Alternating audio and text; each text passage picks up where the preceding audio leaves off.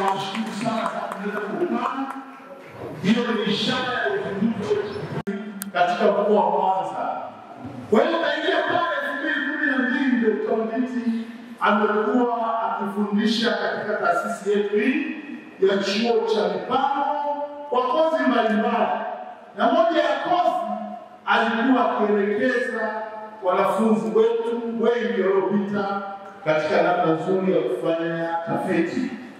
Kwa hiyo kama sehemu ya mchango wake, sio kwa taasisi yetu ya chuo cha mipango, ila pia kwa nchi yetu ya Tanzania, ameweza kutengeneza kitabu kinachohusu utambulizi wa namna ya kufanya tafiti, hasa kwa upande wa jamii yetu. Introduction to Social Science Research. Kama tunampa muda wa kuongea na uongozi pia wa chuo, tunampa taaluma daktari. Ideas in the world, but not every idea is good for your research. But at this juncture, you will come up with all the ideas you have. All these you will find them in this book. Chapter 4 will address the importance of conducting a literature review. And when we are talking about literature review, here we are talking about primary, secondary, and tertiary sources of literature. Okay? Because in order for you to conduct the research, you have to search for the information.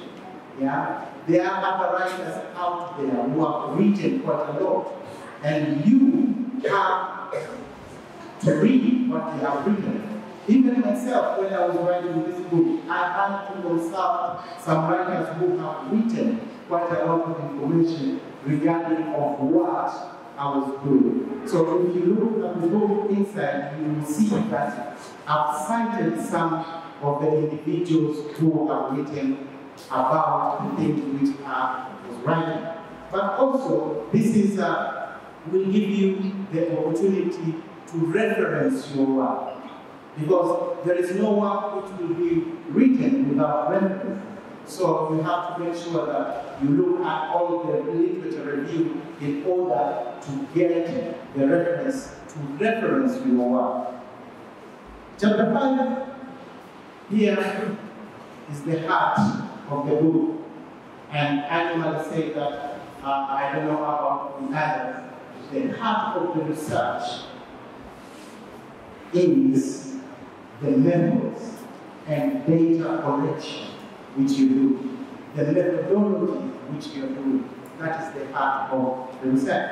Because you have to tell us, you have to tell your readers the path which you are passing, how you are going to conduct your research. That is what you will find in chapter 5. The type of secondary data, sources of secondary data, but also the tertiary data if you will go through that route. Chapter 6 will discuss the types of qualitative data and how to prepare the data analysis. That is chapter 6. Because when you collect all the information, when you have all the data, yeah, you have to analyze that data. And chapter 6 will discuss this in very detail. Chapter 7 will introduce to you the links of the different audiences you will be writing for and how to establish structure for your project. For example, when I was writing this book, my audience, I would say, is you. Regardless whether you're a student, you're a lecturer, you're a researcher, but that is my audience. When you are writing your research, who will be your audience? Your first audience will be your supervisor or your instructor. He will be your audience. So whatever you are writing, you have to please that particular individual.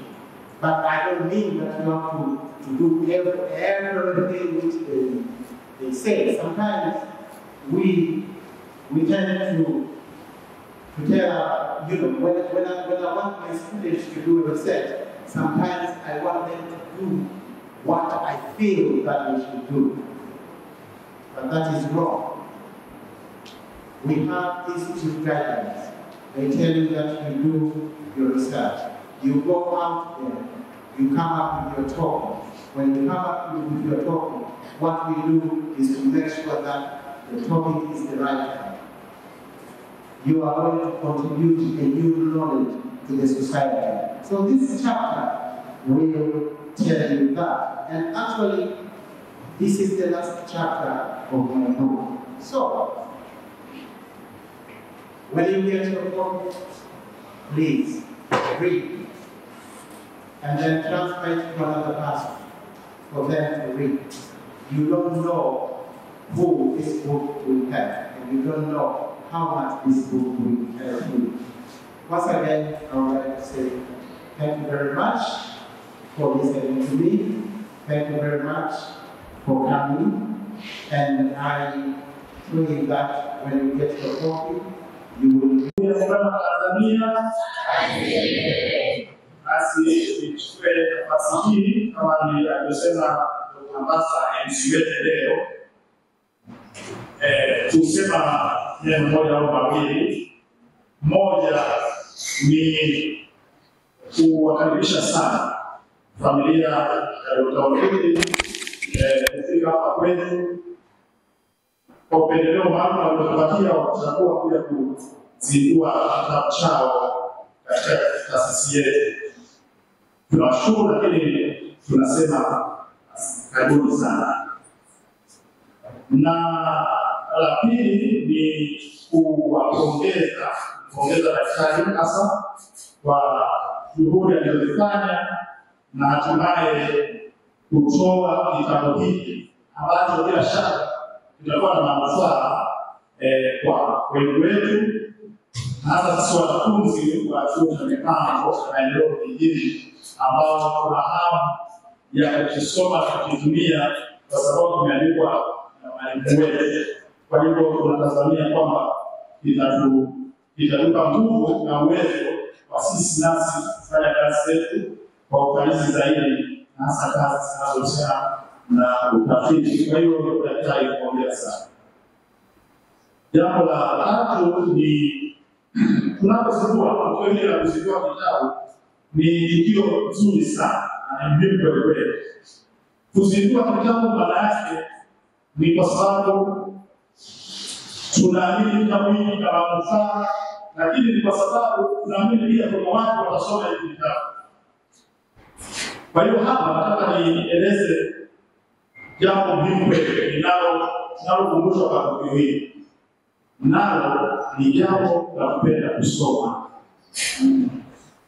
Hiki kitabu kizinduliwa leo, usipokisoma tutakuwa hatujatenda haki, tutatendea haki maandishi wa kitabu hiki, lakini pia tutakuwa tukitendea haki sisi wenyewe, na hasa kama wanafunzi ambao tunategemewa kusoma kwetu kutuwezesha kupata maarifa ya kupambana na mazingira yetu. Sasa tuna tatizo katika jamii yetu, tatizo la kupenda kusoma. Tunapenda lakini hatuna tabia. Kwa hiyo niseme hatuna tabia ya kupenda kujisomea. Hatuna urafiki na vitabu. Uongo kweli? Wanafunzi, uongo kweli?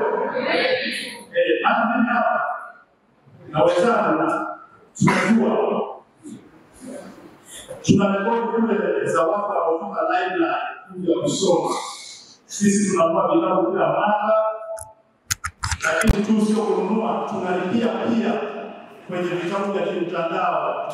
Tumelipia mitandao mbalimbali ambayo inatoa huduma za kilaila. Lakini tukiangalia rekodi yetu ya matumizi iko chini. Kwa sababu gani? Hatuna watu wanaoenda kutumia hizo rasilimali za huko kwenye library. Na hii maana yake hatusomi. Na kwa nini? Kwa sababu duniani hapa ubora wa wanadamu ni maarifa yake aliyonayo, na maarifa yanapatikana kwenye vitabu, na sisi hatusomi vitabu. Kwa hiyo sisi tutakuwa ni watu wa aina gani? Ni watu tusiokuwa na maarifa ya kutosha. Tusipokuwa na maarifa ya kutosha, ni ngumu kupambana na kufanikiwa kuyamudu mazingira yetu. Na nikizungumza mazingira, nazungumza ile hali ya maisha katika mmoja wetu. Maisha si ile mama, yanahitaji ufanye kitu ili wewe uwe ni nani? Majina naitwa Dr. Darlington Onditi. Nimeona kwa sababu nimekuwa mhadhiri kwa muda mrefu kwetu hapa Tanzania, nimegundua kwamba tunatumia vitabu vya watu wa nje. Tunatumia vitabu vya Wahindi, tunatumia vitabu vya Waingereza, lakini waandishi wetu hapa nchini ni wachache. Sasa mimi kama mhadhiri wa muda mrefu nikaamua kwamba hapana, lazima niandike kitabu ambacho kitatumika kwenye vyuo vyetu na kitawasaidia wanafunzi wetu, tukitoa mifano ya hapa nchini. Kwa sababu vitabu vingine ukiangalia kuna mifano ya huko India. Sasa sisi hatuishi India, na kwa nini tuchukue mifano ya India? Kwa hiyo ndio maana niliamua kuandika kitabu hiki. Mimi ninaamini kwamba kitasaidia wale wote ambao wanafanya diploma, wanafanya degree ya kwanza, na hata wale wanaofanya degree ya pili. Kitabu kitaweza kuwasaidia, lakini vile vile hata wale tu wanaofanya research kama kawaida yao kitawasaidia. Kwa sababu nilikuwa chuo cha mipango, na ndio maana nimeona kwamba nikizindulie hapa, kwa sababu ndipo mahali ambapo nilianza kukiandika hiki kitabu nikiwa katika chuo cha mipango. Nadhani ulikuwa ni ule mwaka 2014. Kwa ujumla ni mwongozo wa kufanya utafiti kwa wanafunzi, ni namna ambavyo wanatakiwa kuandaa tafiti zao, namna ambavyo wanapaswa kuanalyze hizo data ambazo wanakusanya, na mwisho kuandika. Kwa majina ninaitwa Juvenal Boniface Nkonoki, ni mkurugenzi chuo cha mipango kanda ya Ziwa Mwanza. Leo tulikuwa katika tukio maalum la uzinduzi wa kitabu ambacho tumekizindua, kimeandikwa na Dr. Onditi.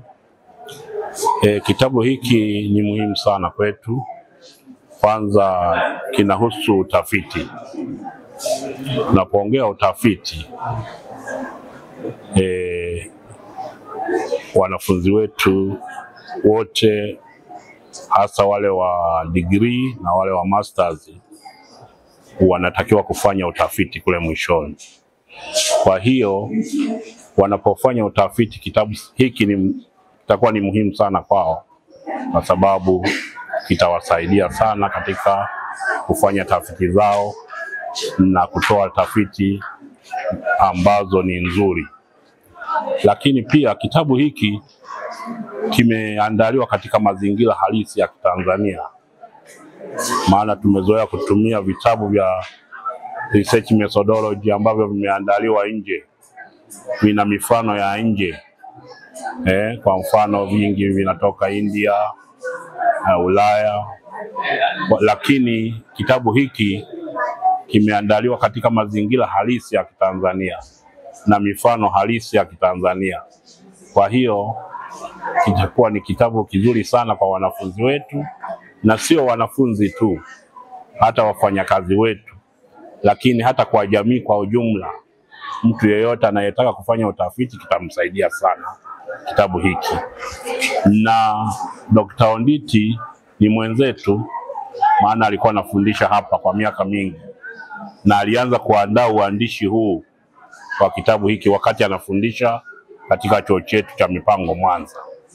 Na ndiyo maana alipokamilisha utafiti wake, ameona ni vizuri hata kulaunch kitabu hiki au uzinduzi wa kitabu hiki ufanyike hapa chuo cha mipango. Soma vitabu, kwa sababu maarifa yote yako kwenye vitabu.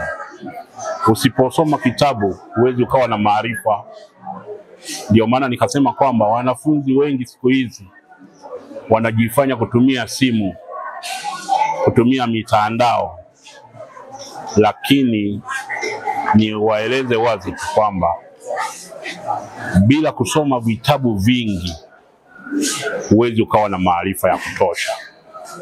Kwa hiyo siri kubwa ya kupata maarifa ni kusoma vitabu, na ndio maana tunajaribu kusisitiza kila wakati kwamba wanafunzi wetu wana taaluma, tumieni vitabu ili muweze kupata maarifa, ili muweze kufanya tafiti zilizo nzuri zinazoleta matokeo mazuri. Jina naitwa Festo, ni rais wa serikali ya wanafunzi chuo hiki cha mipango kanda ya Ziwa.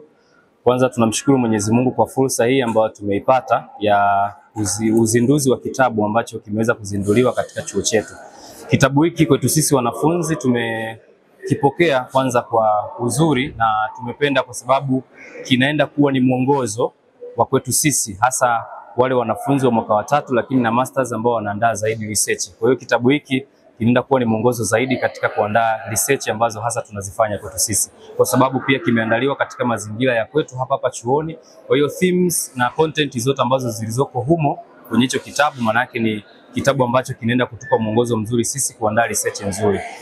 Tunatumia vitabu, vipo library ambavyo ni vya research, lakini ni vitabu ambavyo vilikuwa vimeandaliwa na watunzi wa vitabu ambao ni tofauti kabisa, na ni wa Tanzania lakini nchi zingine, lakini ni watunzi ambao hawajatunga kutokana na themes ambao tunahitaji sisi kama sisi katika chuo chetu hiki. Kwa hiyo utunzi wa kitabu hiki na ujio wa kitabu hiki kwetu sisi ni fursa. Jina naitwa Elda Joeli, ni mwanafunzi wa shahada ya pili katika chuo chetu cha mipango na maendeleo vijijini kanda ya Ziwa. Mimi cha kwanza napenda kumshukuru sana na kumpongeza Daktari Danton Onditi kwa kutuletea kitabu hichi. Kitakuwa ni fursa kwetu kama wanafunzi kuendelea kupata ujuzi zaidi kuhusiana na masuala ya utafiti. Tunashukuru sana kwa sababu pia ni mtu ambaye tunamfahamu. Hivyo tutakavyokwenda kukisoma tutakisoma kwa mapenzi zaidi. Unajua kuna ile raha na hamasa kubwa endapo unasoma kitabu na mtunzi wa kitabu hicho unamfahamu. Uelewa unaongezeka na umakini unaongezeka, hivyo tunatarajia mabadiliko makubwa kwenye upande wa utafiti kwa kupitia kitabu hichi. Ninawashauri wanafunzi wengine watafute kila namna, waongeze juhudi pia ya kusoma vitabu na watumie fursa hii ya hichi kitabu kipya cha Dr. Onditi wakitumia kuongeza maarifa juu ya masuala yote ya utafiti.